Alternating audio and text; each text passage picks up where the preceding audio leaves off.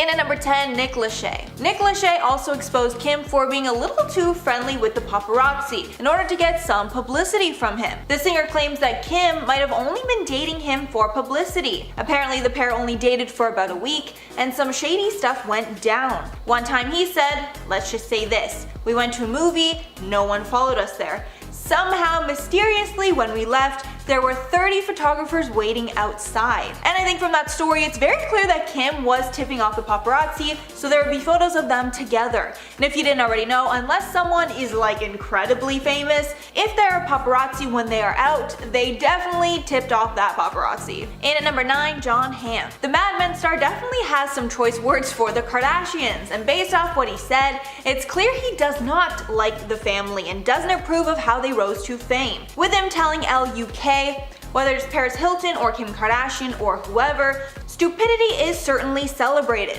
Being an idiot is a valuable commodity in this culture because you're rewarded significantly. It's celebrated. It doesn't make sense to me. So clearly he doesn't like the reality TV stars whatsoever and doesn't like how our society praises socialites like Paris Hilton and the Kardashians. And like, I kinda get where he's going. Like, you know, he has some valid points. In at number 8, Kristin Cavallari. Kristin Cavallari has a very interesting relationship with the Kar-Jenner clan. It all started when Kristin dated Brody Jenner, and through that relationship she also became friends with the Kardashians. But after Brody and Kristin broke up, there was tension between Kristin and Kourtney Kardashian. After Kourtney caught Scott out with Kristin while they were in an off period. And after that, Kristin called out the family for using that information as a publicity stunt to get viewers to their show.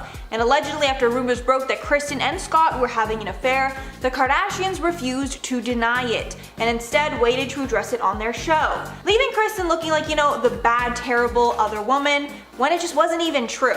More than a little shady if you ask me. In at number 7, Barack Obama. Former President Barack Obama also couldn't hold his tongue when talking about the famous family, and it's definitely quite the compliment when the president is speaking about you. Or is it? The former president was talking about the changing dynamics of the American dream and how it's shifting with time, saying there was not that window into the lifestyles of the rich and famous. Kids weren't monitoring every day what Kim Kardashian was wearing or where Kanye West was going on vacation, and thinking that somehow was the mark of success. And ouch, here it's pretty obvious he was throwing some major shade their way. And he doesn't seem to like how they are now the standard for what success is. And apparently Kanye West did not like those comments and actually fired back at the president. But also, since Obama was a former president, you know, I trust his opinion and judgment way more than Kanye's. And at number 6, Kris Humphries. Kris Humphries was someone who probably challenged the Kardashian family the most and exposed secrets about them I'm sure they did not want out. Kim and Kris got married in one of the most lavish televised ceremonies ever, but famously, after only 72 days, the couple split because Kim was having second thoughts. But based off how much content their reality shows got because of that relationship, then the breakup, Kris called Kim out for fraud, arguing that the whole relationship was just a publicity stunt. And their divorce was so messy it lasted 2 whole years before it was finalized. But during the massive trial, Kris exposed that a lot of the Kardashian show was scripted, and that the show purposefully made him look bad. Like when him and Scott threw a party in one episode while the girls were out of town, and they looked really horrible for going behind their backs when they told them not to have the party. The whole thing was actually just a huge sham, with Kim and Kourtney knowing about the party and acting like they didn't know for TV, in turn making Kris look like a terrible husband when it literally wasn't like that at all. Halfway at number 5, Rebel Wilson. Rebel Wilson revealed on a radio show that she was presented an opportunity to present an award with Kendall and Kylie Jenner, but Wilson ended up turning it down, with her saying in the interview, "I got asked to present with Kendall and Kylie at the recent VMAs and said no. It's not that you hate any of them individually, but it's just that everything they stand for is against everything I stand for, and they're not famous for talent. I've worked really hard to get where I've gotten to." And even though a lot of people who dislike the Kardashians share the same sentiments, Oprah Winfrey actually came to their defense against Wilson, if you can believe it, with Oprah saying that she couldn't believe how hard the family works, referencing when she filmed the family for Oprah's show, with crews taping the family for 7 hours straight, and then they filmed more of their reality show after. So, as we all know, the Kardashian family really works very hard, even though it doesn't seem like they do too much. And at number 4, Bette Midler. After Kim uploaded her incredibly famous nude selfie where she covered her, nether regions with just like black bars, The internet went ablaze talking about it. One of the people that didn't hold their tongue was Bette Midler, who tweeted out, "Kim Kardashian tweeted a nude selfie today. If Kim wants us to see a part of her we've never seen, she's gonna have to swallow the camera." Which, come on, you have to admit, it's pretty hilarious. Like, even if you like the Kardashians, like, it's a good tweet. As a clapback, Kim tweeted out that it was past Bette's bedtime and that she was a fake friend. And Bette responded back, "Looks like anyone can take a selfie, but not everyone can take a joke." And then she lightened the tension by posting her own nude. When talking about the feud later, Bette had no hard feelings and said she takes Twitter pretty lightly and hoping that Kim did the same. Hopefully Kim wasn't actually too peeved about that. I mean, come on, it was clearly a joke. I don't know. And at number 3, Wendy Williams. If you watch Wendy's show, which I definitely do on occasion, she spills the tea like nobody else, then you know she does not like the Kardashians and is always very blunt when talking about them. But Wendy got the spot of a Kardashian hater when she made some shady comments about Kim after her robbery incident. And when talking about the incident in Paris, Wendy said, "I would hope that she's not making any part of this up for dramatic effect. Because this family, you know, they're kind of soulless. You can't believe everything that you hear." But this was very, very upsetting. And although I do not agree with Wendy at all that the Paris incident was a publicity stunt, a lot of people did feel that the incident could have been exaggerated by the family for views, with people citing numerous times in the past that this has happened with the family. And again, I do not agree, but I mean, she just brought it up as kind of a possibility, and obviously, she loves to shade them whenever she can. And at number 2, Blac Chyna. Blac Chyna is another Kardashian ex who was ousted from the family after her and Rob's relationship ended. And you know that whatever went down was bad, because the family is still nice to Tristan and not Chyna, even though Tristan is arguably way worse and embarrassed them so much more. The first of the feud was surrounding the fact that Kylie started dating Tyga, who was Chyna's ex. Then Chyna started dating Rob. And then the two got engaged and then pregnant very quickly. But after they had Dream, the whole thing fell apart and Chyna and the Kardashians were facing off on social media. Chyna even filed a lawsuit against the family, claiming that they stopped her show Rob and Chyna from getting a second season. A judge dismissed that case, but Chyna still shades the Kardashians whenever she can. And at number 1, Anna Wintour. This last one is something that I had no idea existed, but it's probably the shadiest one of all. So Vogue is one of the most prestigious magazines to be on the cover of, and Kim Kardashian and Kanye West were put on the cover in a very controversial move by the magazine's editor, Anna Wintour. When talking about the criticism, she noted that it would be a misstep to ignore the couple's influence, and she made the choice to lead and deal with the backlash rather than follow. And all of that praise to the couple is, you know, all well and good, until she gives them quite a backhanded compliment, saying, "I think if we just remain deeply tasteful and just put deeply tasteful people on the cover, it would be a rather boring magazine. Nobody would talk about us." And although I totally get what she's like trying to say, calling the couple, you know, deeply untasteful is definitely more than a little shady. But I mean, if anyone can shade anyone, it's Anna Wintour. She can shade whoever she wants. At number 10, bribes. At this point, we all know that the Kardashians have a my way or the highway kind of attitude. They will get what they want by any means necessary, and we've seen this a few times over the Kardashians' respective careers, but one of the lesser known times that this sort of attitude came out was when Kris Jenner was trying to save her short-lived talk show. Mama Jenner dreamed of being a talk show host, but those dreams were sort of crushed when her talk show premiered in the summer of 2013. She got a series of reviews, and when she read them, she came across one that she really didn't like. One reviewer named Linda Stassi from the New York Post wrote a column about the show and called Kris a quote, "a demented Norma Desmond," end quote. Well, because Kris didn't like what Linda had wrote about her, she decided to send the writer a bribe of a dozen Magnolia cupcakes and a $325 sterling silver pen from Tiffany's, along with a note saying to write a better review next time. In the end though, this bribe didn't actually work because her show was cancelled not long after. At number 9, sweatshops. The Kardashians have faced backlash and scandal many times in the past, so really they're nothing new, but one of their more extreme scandals came from when one of their many clothing brands got exposed. In 2011, a Kardashian clothing brand came under fire after it was revealed that the garments were being produced by Chinese workers being paid 8 cents a day. Can you imagine these millionaires paying workers 8 cents? Insane, right?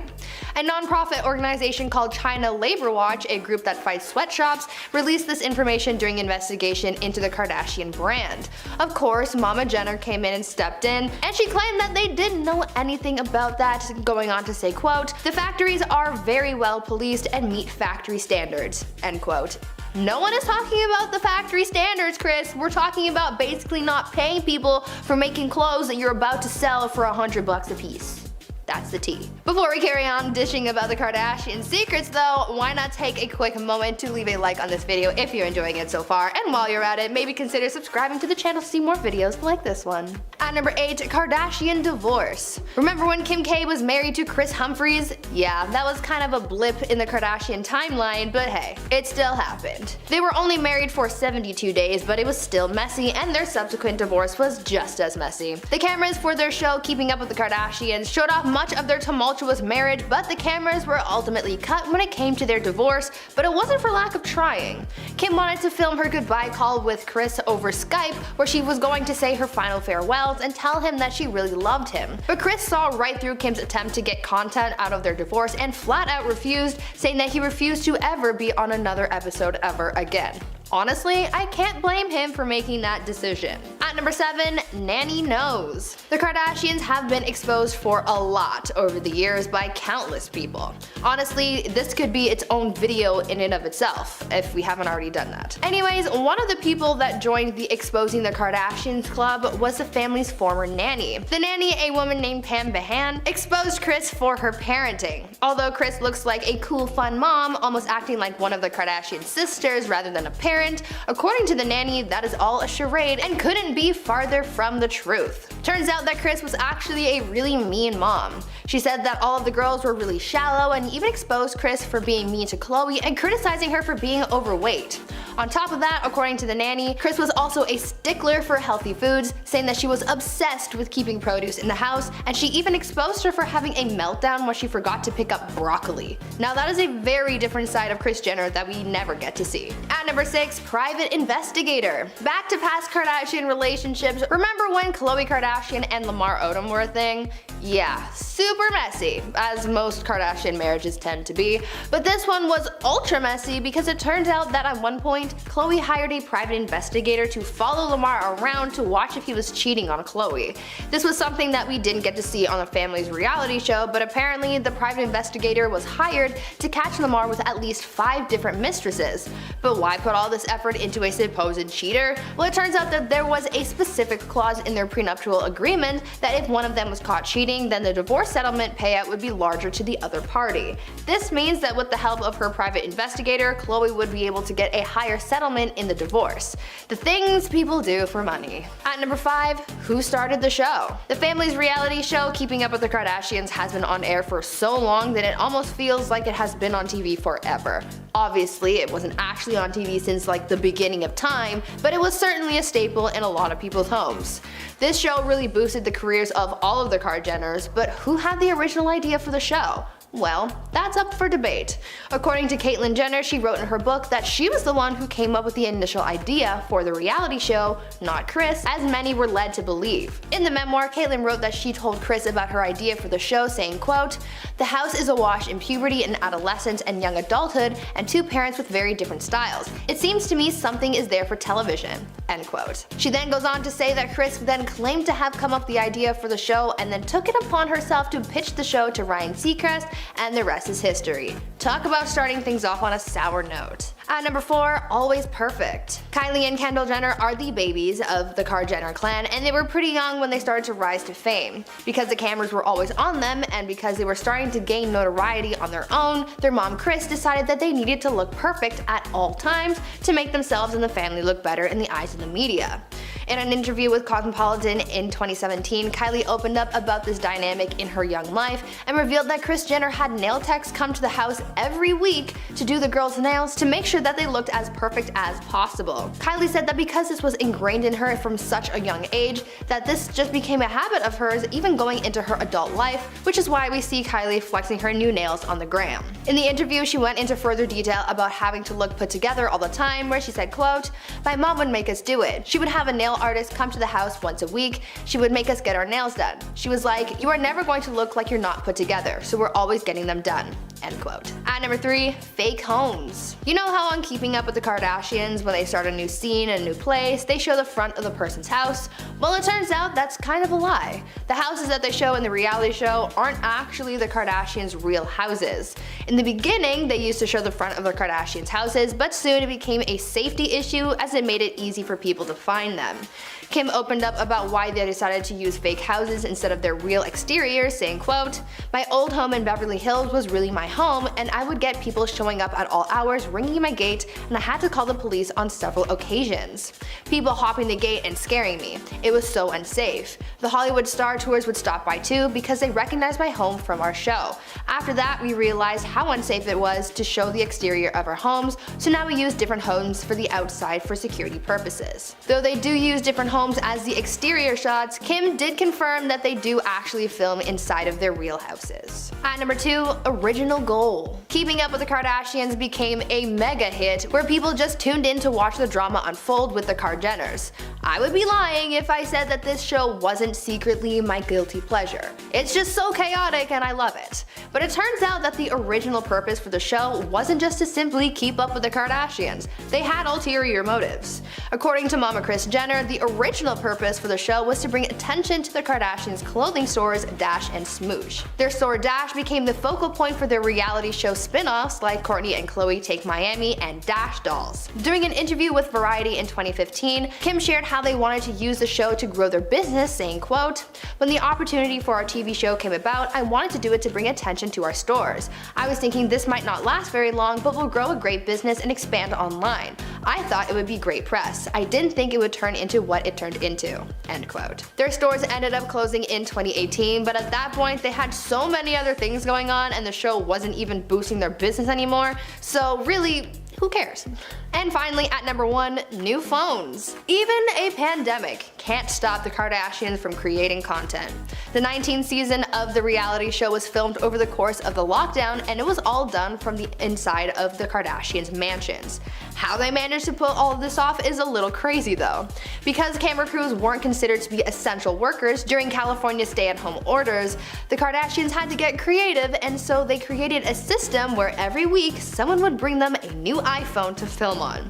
They had proper sets built in Kim and Khloé's homes with lighting and the whole 9 yards for their confessionals, but yeah, I still can't get past the iPhone thing. Apparently, a showrunner wearing head-to-toe protective gear would come to the Kardashians' home on Monday morning to bring them a brand new iPhone to start the next cycle of filming. These Kardashians are so crazy. And at number 10, Kim Kardashian's tape. This is truly the scandal that started it all, and the Kardashians arguably would not be where they are today without the release of this tape. Right before Keeping Up with the Kardashians was set to air on E!, the intimate tape of Kim and her then boyfriend Ray J was leaked to the public and went insanely viral. The Kardashians got in a legal battle to try and get it under control, but it didn't work, and the tape was eventually sold to a media company and released. Kim said about the tape in a 2012 interview, quote, "I'm not naive to the fact that that's pretty much how I was introduced to the world. It was a negative way, so I felt like I really had to work 10 times harder to get people to see the real me. I felt humiliated." In the years since its release, it's been long rumored that the Kardashian family leaked the tape themselves to drum up publicity and a storyline for the show. And if that's the case, it totally worked. And at number 9, Kylie Jenner's lips. Kylie Jenner was once considered the ugly duckling of the Jenner sisters, and she was not treated the same way as the rest of her family. Because of her insecurities, she's gotten a lot of procedures and has become unrecognizable from her former self. However, following all these procedures, she is now considered one of the most beautiful women in the world. Kylie's first procedure was lip injections, and it was hard to deny that there was a huge difference in the size of her lips basically overnight. At first, she denied it and claimed it was all lip liner, but the public isn't stupid, and we all knew it was a lie. Then later in 2017, she decided to fess up to the change and admitted she got lip filler because of an insecurity about the size of her lips. Later, she turned all the talk about her lips into a billion-dollar business, selling her Kylie lip kits, which was the first of its kind. And at number 8, Kim and Kris Humphrey's 72-day marriage. Kim's lavish wedding was considered the wedding of the century, and there was even a 2-part special created on E! To celebrate the big day. But since so much content was created out of the relationship, many questioned if the whole thing was just for show. Those accusations got even worse when it was revealed that Kim filed for divorce only 72 days after their lavish wedding. Kris even sued Kim at one point, claiming the relationship was fraudulent just for press. However, Kim clarified on a May 2017 appearance on Watch What Happens Live with Andy Cohen that she knew the marriage was doomed from the beginning. Quote, "I just thought, holy shit, I'm 30 years old, I better get this together, I better get married." And at number 7, Lamar Odom cheated on Khloe. This one truly breaks my heart because Khloe and Lamar were one of my favorite couples of all time. But sadly, this was when Khloe's bad luck with men would really start. It was revealed that during their marriage, Lamar cheated on Khloe countless times. They were married from 2009 to 2016, and in that time Lamar claims he slept with hundreds of women. He claimed later that he had a sex addiction. Khloe shared her thoughts on the news in a 2016 interview with Howard Stern. Khloe said, quote, "I was genuinely blown away. Like, when did he fit that in? I don't know." Then in an interview Lamar did in 2017, he revealed that after he got married to Khloe, women came out of the woodwork to try and be with him. Lamar added, quote, "If there's one thing I regret when I was married, it was having multiple affairs with different women. That wasn't the stand-up thing to do." Lamar later said he would get back with Khloe in a heartbeat. And at number 6, Kendall Jenner's Pepsi ad. Being in a Pepsi ad is a really high honor, and tons of celebrities like Michael Jackson and Cindy Crawford had the honor to be a part of one. So when the opportunity was presented to Kendall Jenner, she jumped at the chance. But it ended up causing the biggest scandal of her entire career. She was a part of a protest-themed ad in 2017 because at that time the Black Lives Matter movement was being heavily discussed in the media, and there was a lot of tension between protesters and law enforcement. But of course, using an important social movement to sell a can of soda rubbed a lot of people the wrong way, and Pepsi and Kendall got tons of backlash. Pepsi pulled the commercial and issued an apology, while Jenner told Vogue in March of 2018 that her quote intention was not to hurt anyone, but it's still a huge stain on her reputation. Halfway number 5, Kendall and Kylie's t-shirts. One of the many business ventures the Kardashians developed was a clothing line for Kendall and Kylie, simply named after themselves. The clothing line was pretty successful until the girls released an incredibly insensitive t-shirt showcasing the faces of deceased artists like the Notorious B.I.G. and Tupac Shakur. After the release in 2017, Biggie's mother, Valletta Wallace, called the sisters out on Instagram, writing, quote, "The disrespect of these girls to not even reach out to me or anyone connected to the estates baffles me." Paris Jackson also commented on how tone-deaf the release was. Paris took to Twitter and wrote in part, quote, "As a huge fan of Led Zeppelin, The Doors, Floyd, I mean these bands literally helped shape who I am today. I can't condone this fashion. Legends like these who completely changed our world today, not just the music world, should be respected and honored, not turned into this." A photographer who shot one of the images also filed a lawsuit against the Jenners, but it was dropped in April of 2018, and the sisters pulled the shirts almost immediately. And at number 4, Kim's blackface scandal. Cultural appropriation and blackfishing are something the Kardashians are called out for pretty often. The worst backlash on this subject was when Kim released a campaign for KKW Beauty, and fans accused her of blackface. This is because in the photo, her skin color was significantly darker than what we usually see. Kim immediately took down the photos and apologized. She later told the New York Times, quote, "I would obviously never want to offend anyone. I used an amazing photographer and a team of people. I was really tan when we shot the images, and it might be that contrast was off." Kim then re-edited the photos to be more natural, and the launch went off without a hitch. And at number 3, Tristan Thompson cheats on Khloe. Sadly, cheating is something that Khloe has had to deal with throughout her entire relationship with Tristan. At first, when they got together, everyone was thrilled and he seemed like a great guy. But then, right before Khloe was set to give birth in 2018, leaked video showed that Tristan was out cheating on Khloe at a club. At the time, she was 9 months pregnant, and sadly she learned that he was nothing but a cheater who was not ready for commitment. A source close to Thompson told us exclusively, quote, "None of his friends are surprised by this and they all know that he cheats." Then more photos came out showing him taking a girl into his hotel room late at night, meaning this was clearly a pattern and not the first time. Khloe decided to stay with Tristan for the sake of her family, but this would not be the last time that he publicly embarrassed her. And at number 2, Tristan cheats on Khloe again. The phrase "once a cheater, always a cheater" is most fitting here, because after getting back with Khloe, Tristan cheated once again. To make matters worse, he cheated with close family friend of the Kardashians, Jordan Woods. After this, Khloe was quick to call it quits. A source said, quote, "This time it hurts even more because the person who it was with is someone who knows very much what Khloe has gone through in the past year." A second insider said that Thompson is, quote, "just a cheater and doesn't care about anyone besides himself, his wants and his needs in the moment." Jordan went on Red Table Talk after the scandal and confessed they did kiss, but nothing more. Then unfortunately, after some time apart, Tristan and Khloe got back together in August of 2020, but have split again since. And finally, at number 1, Kanye's presidential run. This scandal is unfortunate because at first it had nothing to do with the Kardashians, but during one of Kanye's campaign rallies, he spilled some major secrets about his relationship with Kim. The worst was when Kanye exposed that he and Kim almost terminated the pregnancy with their first child, North. A source told Us Weekly that the Skims founder was, quote, deeply upset with Kanye for talking about their personal life and for making matters that are very personal to them and their family public. Then Kanye went off on Twitter, revealing even more secrets and even accusing Kim of cheating with rapper Meek Mill.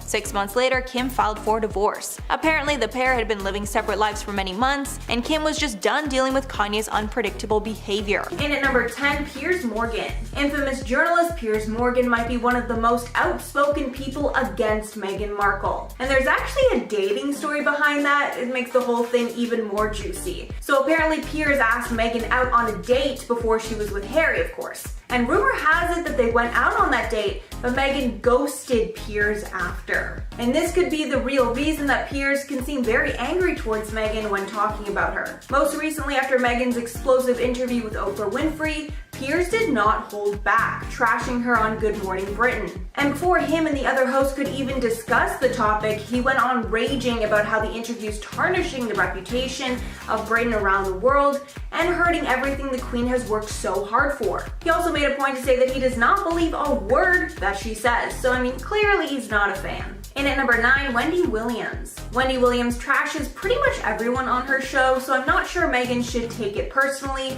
but for some reason Wendy Williams really hates Meghan Markle and is not afraid to tell the world. When the couple first got together, Wendy said, quote, "There's way too much drama with her and that will not work out."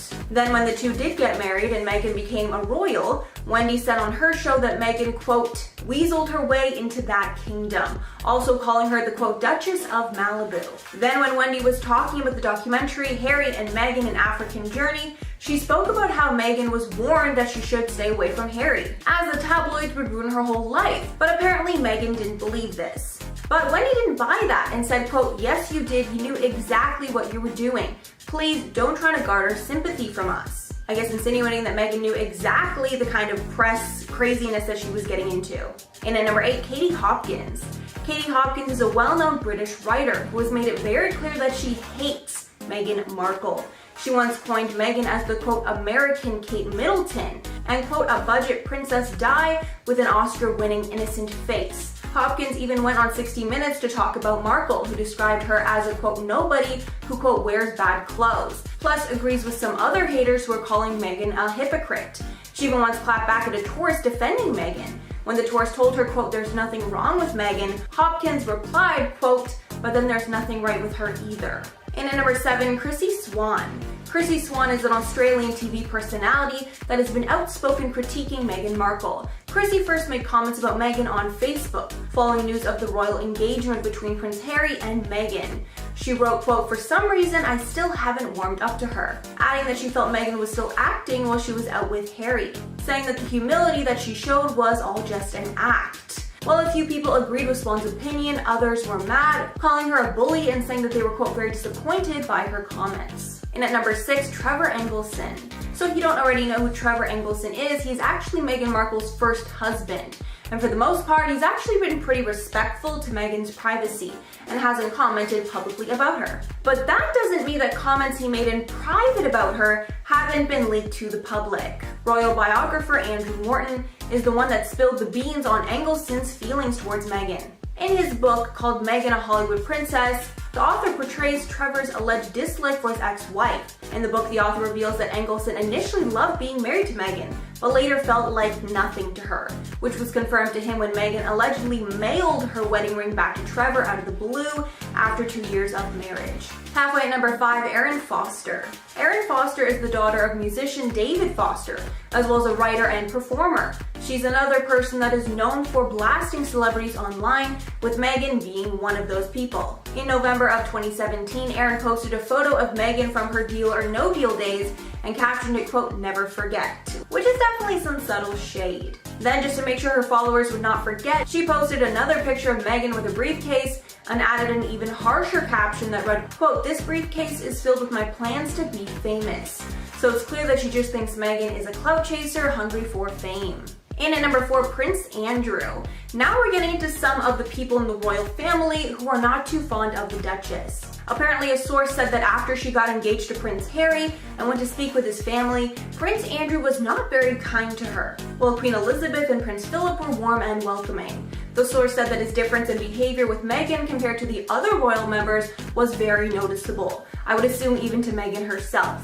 He definitely did not say or do anything rude, however we all know that a person's tone can really say so much. And at number 3, Kate Middleton. This one is a little heartbreaking if it's true, but it's widely speculated that Kate Middleton and Meghan do not get along. And these rumors were made worse by Meghan's Oprah interview.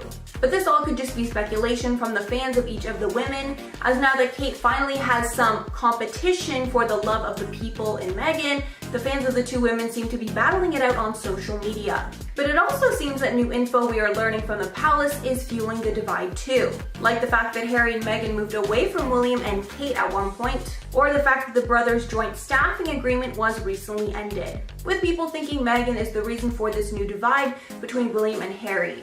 There was even a rumor that Meghan made Kate cry at one point. However, Meghan revealed in the Oprah interview that it was actually the other way around. However, Kate apologized to Meghan, and Meghan seemed to genuinely accept it in the interview. And at number 2, Katy Perry. So this is a random one, but singer Katy Perry threw some serious shade at Meghan's way after her wedding. When the American Idol hosts were all asked about Meghan's dress, Katy replied, quote, "I would have done one more fitting. I'm never not going to tell the truth. One more fitting, but I love you." But that's not all. Perry added on after, quote, "Kate won, Kate won," clearly referring to the fact that Kate had the better dress. But Kate Middleton's Alexander McQueen dress was stunning, I can't even lie about that. And since that was a common sentiment around social media at that time, especially about the dress not being altered properly, most people did agree with Katy. And at number 1, Princess Eugenie. Princess Eugenie is another member of the royal family that many believe does not like Meghan. Apparently, the main reason for the spat is that when Harry and Meghan announced their engagement, Princess Eugenie actually had to push back her own wedding because of it. An insider said the princess was extremely unhappy about having to push back her wedding date due to Prince Harry and Meghan Markle's wedding, as the princess and her fiancé were supposed to get married in September of 2018, but were forced to postpone it because of the royal wedding. Princess Eugenie also reportedly hated Meghan for choosing St. George's Chapel at Windsor Castle for their wedding venue, since it was Princess Eugenie who wanted that venue first. She did get married shortly after, but obviously her event was very overshadowed. A new tell-all book has just been released that gives readers an in-depth behind-the-scenes look at the royal family. With a central focus around Meghan Markle and Prince Harry, authors Omid Scobie and Carolyn Durand unpack the secrets hidden in the royal couple's relationship. The book is called Finding Freedom, Harry and Meghan and the Making of a Modern Royal Family, if you want to check it out. The origin of this book has become a bit of a hot topic of debate as well. You see, the authors claim that they obtained all of their information by conducting over 100 interviews with those who know Harry and Meghan best, and even some Buckingham Palace aides. That being said, Palace insiders believe that the book was sanctioned by Harry and Meghan, which is being billed as the truth behind their departure from the royal family. Setting aside as to whether or not that they had any say in the book, it certainly brought a lot of things to light about their life as members of the royal family. Harry and Meghan actually met on a blind date that took place at Soho House's Dean Street townhouse in London. A source in the palace told the authors that they chatted over drinks for nearly 3 hours before going their separate ways. Almost immediately though, they were obsessed with one another, and Harry apparently appeared to be in a trance of some sort after his date. Meghan had checked off every box for Harry, and he knew that they would be together even after that one date. Due to how high profile Prince Harry's life is though, he and Meg had to do a lot of very secretive dates to avoid any negative publicity. Like I read that they got walked in through a back door into a restaurant and they had to shut the whole place down. Craziness. Once they became a public couple though, it would become expressly clear as to why they hid their relationship for so long. You see, in the early days of their romance, Prince Harry had gifted Meghan with a 14-karat gold chain bearing the initials of H&M. Apparently this necklace alone sparked a huge controversy behind the castle walls. Like Game of Thrones behind the castle walls. The authors in the book detailed what happened and said she was advised that wearing such a necklace only served to encourage the photographers to keep pursuing such images and new headlines. When Meghan finally met Harry's brother William, she was worried that he would grill her, but instead William reportedly said that he was looking forward to meeting the woman who had put that silly grin on his brother's face, which is kinda cute. Sadly, Meghan experienced a lot of hatred for the color of her skin, to the point where Harry had to issue a statement that was released by his communications secretary. In part of the statement they said, Prince Harry is worried about Miss Markle's safety and is deeply disappointed that he has not been able to protect her. It is not right that a few months into a relationship with him that Miss Markle should be subjected to such a storm. He knows commentators will say that this is the price that she has to pay and that this is all part of the game. He strongly disagrees. This is not a game, it is her life and his. Harry went on to condemn the racist and sexist abuse that his girlfriend was going through the moment that the relationship went public. His relationship with his brother is a bit tumultuous as well though. According to the book sources, William had told Harry to not feel like he needed to rush this relationship, and apparently that really angered Harry,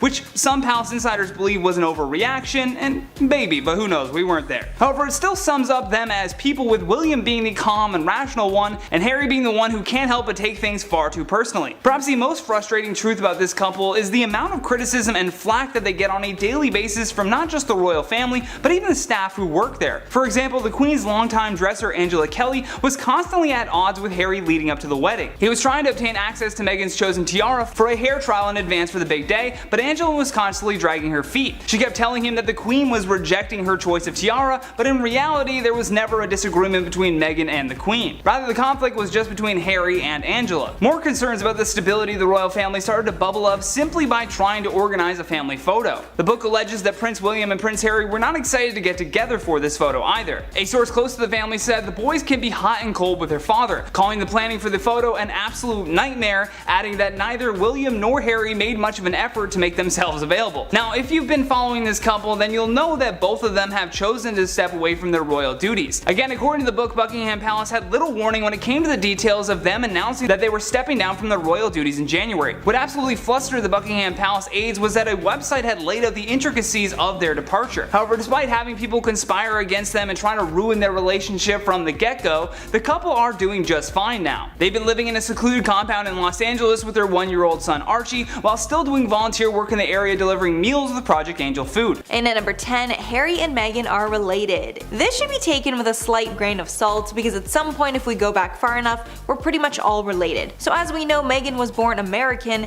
and of course Harry is British, but they still share some DNA. The Daily Mail did a genealogical investigation where it was revealed that Harry and Meghan are cousins dating back to the 15th century. The connection is on Markle's father's side, but of course it's 15 generations back, so there are no real connections still intact, and there's zero chance anyone will be related at family gatherings. And at number 9, always wanted to be famous. An old friend of Meghan's came forward after the engagement claiming that Meghan always wanted to be famous, even since childhood. She not only loved being the center of attention from a young age, she was very calculated in who she spent her time with. Nanaki Pretty told the Daily Mail, quote, "All I can say now is I think that Meghan was calculated, very calculated in the way she handled people and relationships. She is very strategic in the way she cultivates circles of friends." Pretty also claimed that Meghan always wanted to be famous. Royal scholars have pointed out that this trait is a positive for Meghan and Harry's relationship. Apparently most of Harry's other relationships didn't work out because the women he was with did not like all the attention, but clearly this is not an issue for Meghan. Penny Jenner, author of Prince Harry, Brother Soldier's Son, told the Express, quote, "One of the advantages of Meghan is because she is in the public eye, she likes that. The real problem with Harry's girlfriends in the past is that they absolutely hated the media attention that scared them off." And at number 8, Meghan cheated with Harry. After Meghan was confirmed to be dating Prince Harry, it came out that there might have been some overlap between her relationship with Harry and with her ex, who was Canadian chef Corey Vitelio. Before she started dating Harry, Meghan was seen out with the chef on multiple occasions. Nobody thought anything about her past relationship until a fan noticed that Vanity Fair changed the date when Harry and Meghan started dating from May to July of 2016, because apparently she was still with the chef in May. Harry and Meghan first met at the Invictus Games in Toronto, and when Harry asked for her number, the Telegraph reported that she was still with her ex. The Daily Mail actually asked the chef about his split with Meghan, and he claimed that he and Meghan had, quote, parted permanently when Harry came on scene. However, he did somewhat hint that the pair might have been together in some capacity while she still was with Harry. And at number 7, fame changed her. After news broke that Meghan was marrying Harry and would become a princess, many sources came out saying that fame had changed her, and she's all about climbing the social ladder. In December of 2017, news broke that Samantha Markle, who is Meghan's estranged half-sister, was planning a tell-all book about Meghan. In an interview with The Sun, Samantha said, quote, "Hollywood has changed her. I think her ambition is to become a princess." Samantha also complained that Meghan forgot about her after gaining high society status. A source close to the family told E! News that Samantha cannot be trusted. However, Samantha is not the only person who says this about Meghan. Meghan's former best friend, Nikandi Pretty, told the Daily Mail in December of 2017, quote, "There's Meghan before fame and Meghan after fame." In at number 6, chose career over marriage. Before Meghan was known for her role on Suits, she was actually married to a producer named Trevor Engelson for 2 years, before they eventually split. The split was apparently caused because of Meghan's work, and a former friend said that Meghan clearly chose her career and work over her husband. The former friend, who served as a maid of honor at Markle's wedding to Engelson, told the Daily Mail, quote, "It was such a shock when she told me they were getting divorced. Apparently the stress of the long-distance relationship is what caused the main issue. Meghan was living in Canada at the time, filming the show Suits while her husband was in LA. Apparently Engelson was heartbroken over the split and did not see it coming." Halfway at number 5, does not treat animals well.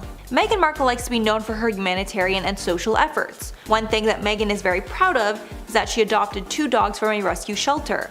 But it seems that it was not happily ever after for the 2 puppies. After Meghan became a princess and was set to move to Kensington Palace in 2017, a spokesperson confirmed that Markle's retriever, Bogart, would not join her overseas. Apparently Meghan felt that it was inhumane for the dog to take the long trip, along with the difficult approval process for dogs coming into the country, and Meghan left the dog with one of her friends in LA. Then later in December, Daily Mail reported that her other dog, Guy, broke both of his legs. We're not sure what the circumstances were, but apparently Meghan was, quote, distraught over the accident. In at number 4, Meghan cut off her friends. After Meghan split from her ex-husband, it was said that she spent a lot of time in London. While there, she apparently formed a friendship with local TV personality Lizzie Cundy after attending an event together. Lizzie disclosed that Meghan wanted her to help finding a new man. Apparently Meghan wanted him to be British and famous. In a 2019 tell-all, Cundy wrote about Meghan, quote, "We were having a girly chat and then she said, 'Do you know any famous guys? I'm single and I really love English men.'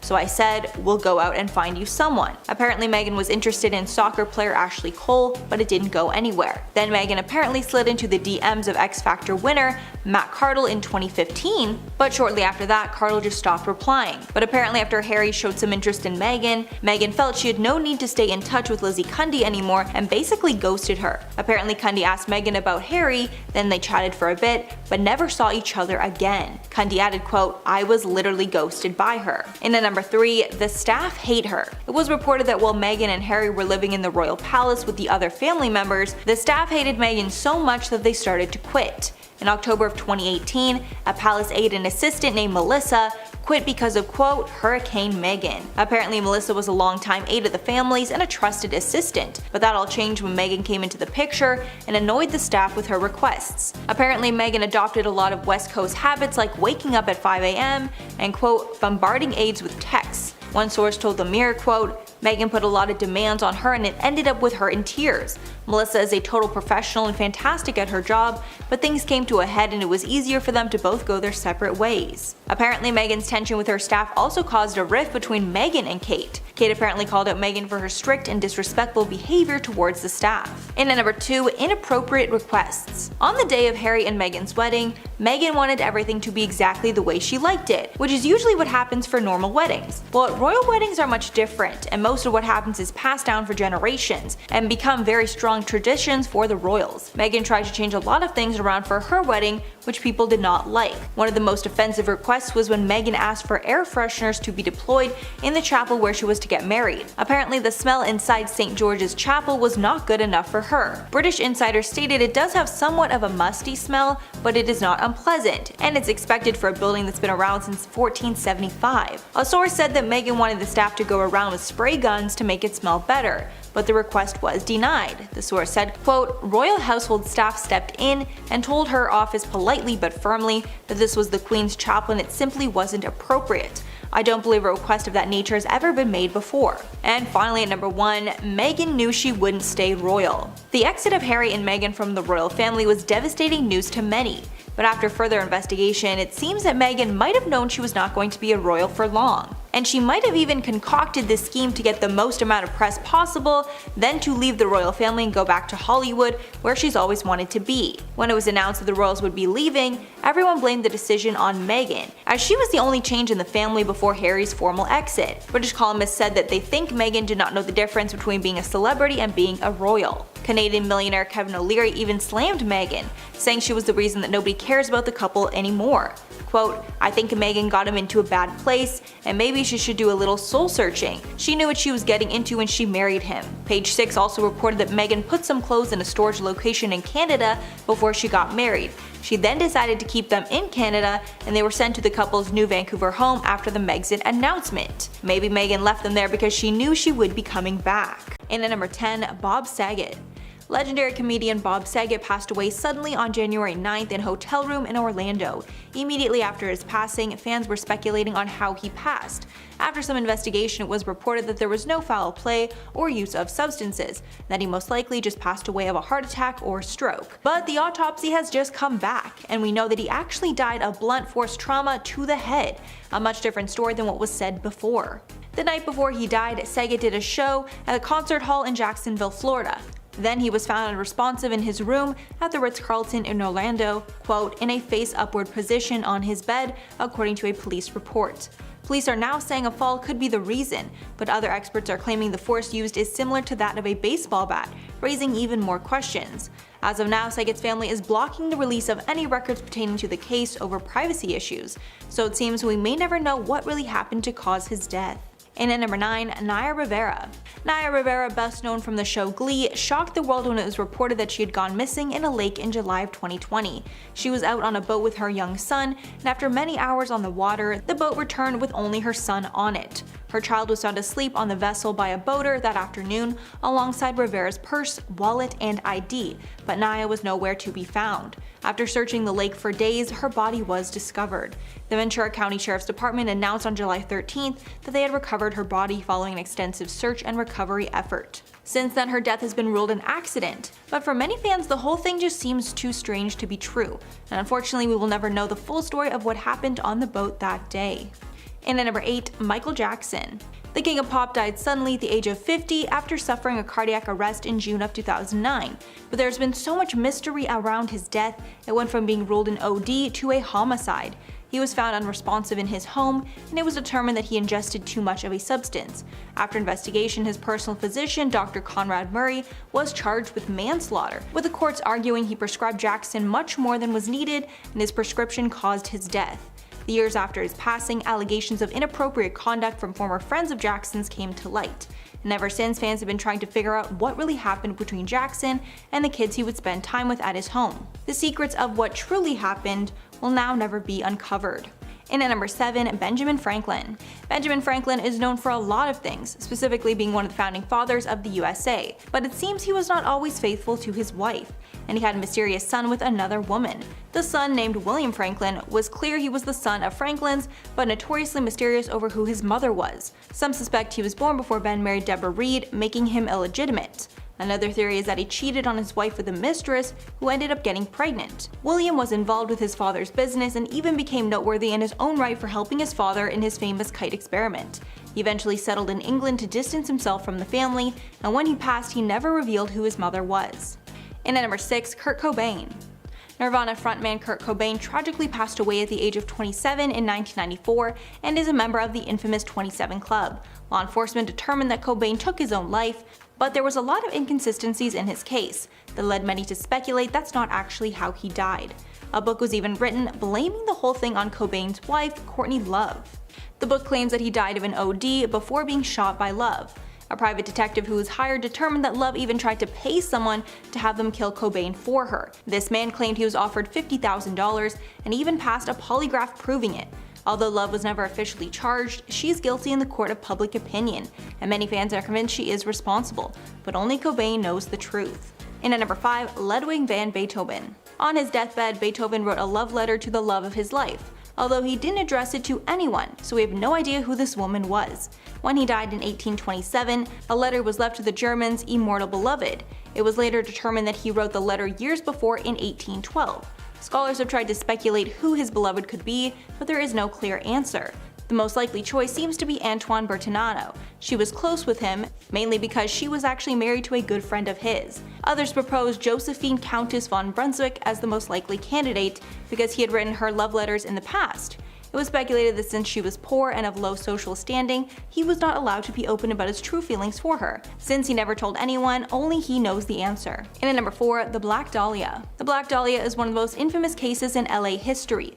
On January 15th of 1947, 22-year-old Elizabeth Short's body was found dead in a vacant lot near a park in LA. The state of her body was the most concerning. Her body was cut in half and all the blood was drained from it. Her body was also perfectly clean, so no evidence was able to be collected from it. There was only one witness that was any help to police. The person claimed they saw a black sedan parked in the area the night before. Since her passing, there have been tons of theories about how or why it happened. And even though so much time has passed, nobody has ever been charged for the crime. Today, the Black Dahlia case remains one of the oldest cold case files in LA, as well as the city's most famous. And at number 3, Prince. Prince is one of the most legendary singers of all time, who made a huge impact on the industry, but his shocking death left many with unanswered questions, and many fans are still convinced we don't know the full story. On April 21st of 2016, he was found unresponsive in an elevator at the Paisley Park studio. Initially, the police marked it as an accident because when he passed away, he had many substances in his system. No charges were filed against anyone, even though many of Prince's fans do not believe he would have done this. Years later, there is still no definitive answers, specifically no idea how he got these substances and how he was able to ingest so much. According to sources that knew him very well, he didn't use any of these substances and had no intentions to start. Because there's still so many unanswered questions, the case remains open. And at number 2, George Reeves. In 1959, actor George Reeves was killed under very mysterious circumstances. He made a name for himself playing Superman in the 1950s TV show Adventures of Superman, but his career was cut short after he was killed. At the age of 45, he was killed by a shot to the head. The strange death was then labeled as him taking his own life, but many fans do not believe this could be the case. It was rumored that he was intentionally killed or the death was completely accidental. To add even more strangeness, the death happened while Reeves was with 3 other people, including his fiancée. But even though all those people most likely witnessed what actually happened, none of them ever told. And finally, at number 1, Nicole Brown Simpson. One of the most talked about cases of all time is the case of Nicole Brown Simpson and Ron Goldman. Their death started the case of O.J. Simpson that would become the trial of the century. Nicole Brown Simpson and her friend Ron Goldman were killed outside Simpson's Brentwood, California condo in 1994. After some investigation, it was clear that O.J., her ex-husband, was the prime suspect. His DNA had been found at the crime scene, and witnesses saw him leaving the scene of the crime that night. After an intense and highly publicized trial, he was found not guilty, and with no other suspects considered, the person responsible is still out there. Although many people are convinced that O.J. is the person who did it, and lucky circumstances are the real reason he got off. He was later found guilty of committing the act in a civil lawsuit done by Ron Goldman's family, but because of O.J.'s financial troubles, he has not paid this debt.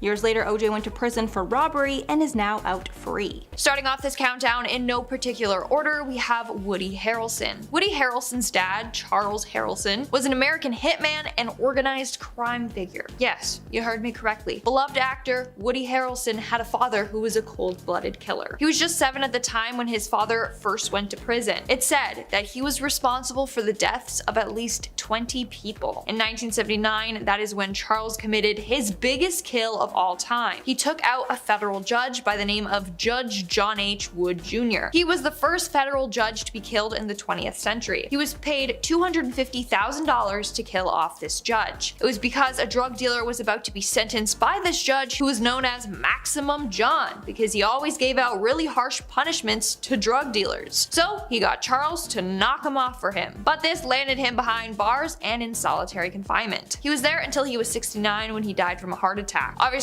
Woody does not want to be defined by his father's actions. In our 9th spot, we have Joaquin Phoenix. Joaquin is one of the few actors who actually grew up in a cult. He was born into the commune of Children of God, but when he was 4 years old, his parents managed to escape the cult and move. That's actually why they changed their last name to Phoenix, as it symbolizes rebirth, since they were able to leave this cult and start a new life. Unfortunately, he also lost his brother at a young age. In 1993, his brother River Phoenix died from an Joaquin witnessed this happen, and he was the one that called 911. In our 8th spot today, we have Phil Lewis. Phil Lewis is best known for his role of Mr. Mosby on The Sweet Life of Zack and Cody, and I freaking love that show. Like, it was honestly my childhood. Well, before his Disney Channel days, he actually killed someone. In December of 1991, Lewis fatally hit a 21-year-old woman. She passed away from her injuries from the hit. It was found that Lewis was driving while intoxicated. His blood alcohol levels were 3 times the legal limit of intoxication. As a result, he was convicted of a DUI as well as manslaughter. He was sentenced to 5 years in prison, 2 years probation, and 350 hours of community service. But he managed to only serve 1 year in prison. I guess Disney was able to overlook his past when he auditioned for Mosby on the show. In our 7th spot today, we have Tim Allen. Now, if you look at Tim Allen, you think,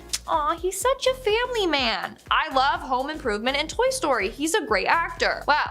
Tim Allen actually had quite a dark past before he got into acting. In 1978, Allen was arrested for attempting to traffic more than 650 grams of coke. He was arrested in Kalamazoo Battle Creek International Airport. Now, he actually would have served a lifetime in prison, but he avoided this by giving police information about other dealers. As a result, his sentence was reduced to 3 to 7 years. He ended up serving 2 years and 4 months in prison and then was granted parole in 1981. I guess that's why they say don't judge a book by its cover, because he looks like a wholesome dad, not a drug trafficker. In our 6th spot, we have Jack Nicholson. In 1974, Time magazine discovered that Jack's sister, June, was actually his mother, not his sister.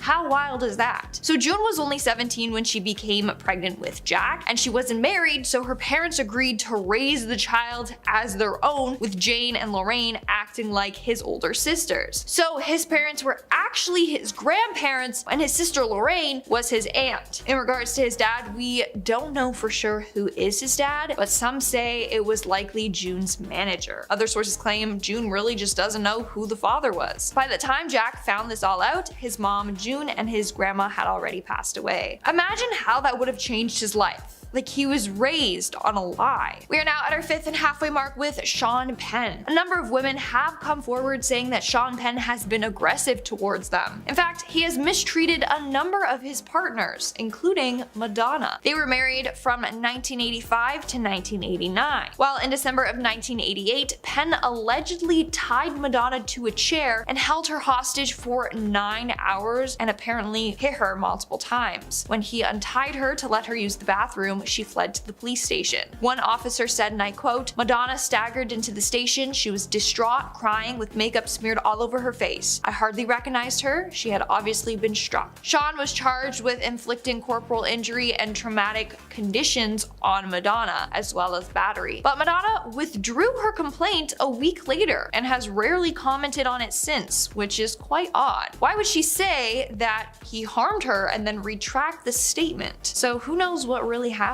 Moving on to number 4, we have Leighton Meester. Now, I personally did not know this, but Blair Waldorf, aka Leighton Meester, wasn't always the queen bee of Manhattan. In fact, she was born in prison. Basically, her mom was serving a sentence after smuggling a lot of marijuana out of Jamaica with the help of Leighton's dad and Aunt Judy. All of them ended up behind bars. In fact, her aunt managed to escape prison and became America's first woman on the US Marshal's 15 Most Wanted list. How insane is that? In the end, Leighton's grandmother raised her while her mom served 16 months in prison. Thank gosh she didn't follow in her family's footsteps. In our 3rd spot, we have Christopher Walken. Christopher Walken was involved in a death that is just shrouded in mystery. On November 29th, 1981, 43-year-old actress Natalie Wood was found dead floating face down in the Pacific Ocean. She was on a yacht with her husband Robert Wagner and Christopher Walken when this happened. The thing is, no one really knows what happened to her. Some say she slipped off the deck and fell into the water, while others are convinced that her husband or Christopher Walken had something to do with it, or that they know what happened. One theory is that Natalie and Christopher were having an affair, Wagner found out about it, got mad, and pushed her off the yacht. Now, Wagner seems to be the prime suspect, but many people think that Walken knows exactly what happened. I mean, he barely even talks about the case, and on the rare occasion that he did, he would call it an accident, and also he was absent from the documentary about about her. All I'm gonna say is someone knows something. I'm getting the vibe that Joaquin knows what happened and maybe he just feels guilty about it. In our second spot, we have Charlize Theron. Charlize Theron actually had a very traumatic upbringing. Her dad struggled with alcohol addiction and would constantly threaten Charlize and her mom, Gerda. He would never physically hurt her, but he would hurt Gerda. One night in June of 1991, he got angry and fired shots at both of them. During that altercation, Gerda ran and grabbed her own handgun that she had kept hidden and shot him back. Her shots killed him while Charlize watched it all unravel. In the end, it was declared self-defense and Gerda never faced any charges. But think how traumatizing that must have been for her to see her mother shoot and kill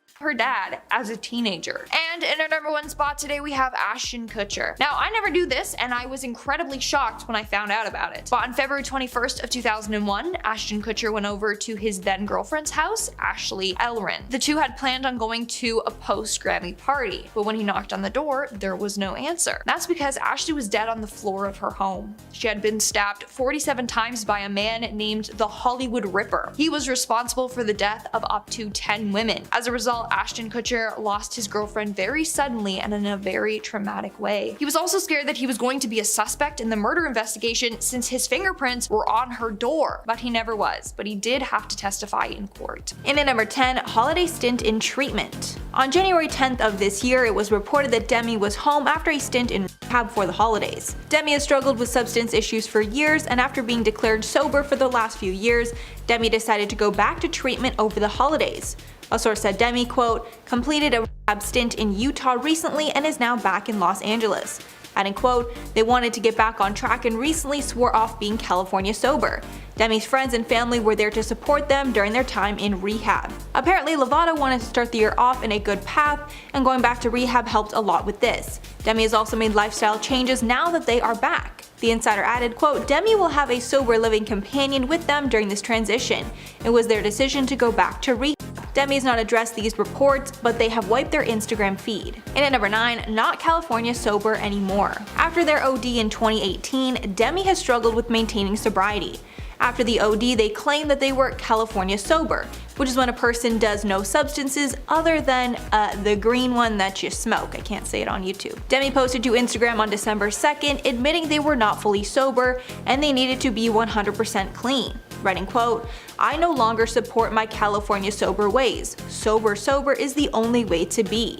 After reflecting on her different take towards different substances, they knew they needed to make a big change, and now it's all or nothing. These comments came shortly after Lala Kent slammed Lovato for the California sober term. Lala claimed that the term was super offensive and minimized how hard it is to be actually sober. Lala claimed that if you are doing any substance, you are not sober. Clearly, Demi resonated with these words. And at number 8, Demi was the bully, not the victim. Demi Lovato has been open about being bullied when they were younger. However, a lot of people from that school claimed that Demi was lying, and in reality, they were actually the ones bullying other students. On Reddit, people were asked to list the celebrities who attended their high school, and some were pointing out how Lovato was the real bully at their school. Apparently, Demi was a part of the cool clique that would tease other people, and since Demi was a TV star by that point, it makes sense that people would want to be friends with them. Those accounts depicted the total opposite of what Demi has been saying for years. And not only were the students speaking up against Demi, but the teachers did too. They agreed that the singer was rude in school. Clearly, Demi has been telling a lot of lies about their past. And at number 7, Selena Gomez feud. Demi Lovato has made tons of shady digs about Selena Gomez. The pair started as friends, acting on Barney and Friends as kids. Their friendship continued into their teen years when they both became Disney stars. But things started to become tense when Selena got other friends and Demi felt left behind. When asked how Selena was in 2010, Demi replied, quote, ask Taylor Swift. Yikes, jealous much? Eventually, the pair mended their feud, and Demi admitted that Selena was one of the only people to contact them after their OD. But problems came once again when Demi unfollowed Selena, and it was clear the tension was brewing once again. Then in May of 2020, Demi exposed that the two don't keep in touch at all, which was a huge shock because Selena had just publicly supported Demi on Instagram. All in all, Demi looks like the bad guy in this debacle, and public opinion is firmly on the side of Selena Gomez, because it seems Selena has always tried to mend their issues, while Demi just wants to keep feuding. And at number 6, hit backup dancer. One of the shadiest things that Demi has ever done was hitting one of their backup dancers in the face. This took place in November of 2010 while Demi was on tour with the Jonas Brothers. Demi was only 18 at the time and was acting pretty badly during the whole tour. Typical teenage behavior for the most part. But things turned really nasty when they got in trouble with the tour managers for a certain issue, and Demi demanded to know who ratted them out to the managers. After Demi figured out who snitched, Demi did the unthinkable and hit the dancer Alex Welch in the face. Welch initially complained that Lovato never apologized to her after this incident, but Demi's rep said this was because Demi was sent straight to rehab after the incident. In late December of 2010, people reported that Welch and Lovato reached a settlement for an undisclosed sum, part of which was donated to charity. Halfway number 5, offensive joke. During the 2016 Olympics in Rio de Janeiro, Brazil, Demi made an offensive joke about the Zika virus that showed their true colors. After Demi and their mom were interviewed, Demi decided to post a clip from this interview on Snapchat. But this was a big mistake. In the story you can see Demi laughing at a joke their mom made about Zika. In this clip, their mom said that everyone is going to come back with the Zika virus, and Demi looked at her and laughed at the insensitive joke. People started flooding Twitter, tweeting that the joke was offensive and wrong, and upset that Demi laughed. Demi brushed off the criticism and did not address it. Many fans found this hypocritical, because Demi can rarely take a joke when it's said about them, and has attacked many celebrities for shady comments in the past. In at number 4, body positivity hypocrite. One of the main movements that Demi supports is body positivity, so it's hard to see that in the past Demi has supported things that go against this movement. One interesting thing to note is that Demi is close with the Kardashian family, who are obviously very harmful to the body positivity movement, as they promote diet culture and harmful body modifications. This is strange considering Demi has blasted Taylor Swift for her girl squad full of models in the past, because Demi did not believe that Taylor's squad was inclusive. Even worse, in 2017, Demi promoted one of the many detox teas on the market, which we know are incredibly damaging products that are generally touted as weight loss products. And at number 3, lied about sobriety. Demi is very open about their struggle with sobriety, and they've had a few relapses in the past. In Demi's 2017 documentary, Demi Lovato Simply Complicated, Demi admitted that while they were promoting the Stay Strong campaign about sobriety in 2012, they were actually still using illicit substances, so they completely lied to their fans. In the documentary, Demi says, quote, "I wasn't working my program, I wasn't ready to get sober. I was sneaking things on planes, I was sneaking it in bathrooms, sneaking it throughout the night. I went on a bender of like 2 months where I was using daily." After one particularly rough night, Demi wound up in the hospital for mixing too much. Demi was placed in a psych ward and forced to get sober. They say that night they came close to losing their life. And at number 2, arrogant attitude. Many of Demi's former classmates have come forward and exposed that they thought they were better than everyone else while growing up. Since Demi started in Hollywood at a young age, acting in Barney and Friends when they were only 10 years old, they clearly thought they were above their classmates. But obviously that's never a good attitude to have. Former classmates have come out and said how Lovato would look down on them because they had been on TV. This is far from the way that Demi is portrayed. Demi claims that they were teased when they were younger and had a humble upbringing, but clearly that's not true. And finally at number 1, physical fights. Not only was Demi a bully in school, apparently it was not just with words, and Demi would get physical when they were angry. A Tumblr user once spoke and said that she was bullied by the skyscraper singer in school. Apparently, this girl became friends with a popular group of girls at school, and Demi did not like this, and Demi decided to attack this girl for no reason. It started with name calling and nasty comments, but then turned into physical harm. The girl claimed that one time Demi pulled her hair and smeared makeup all over her face. The girl claimed this was the worst day of her life. It's crazy considering Demi is a voice against bullying and has been a part of many anti-bullying campaigns in the past. But since this story lines up with so many other stories about Demi, it's hard not to believe it.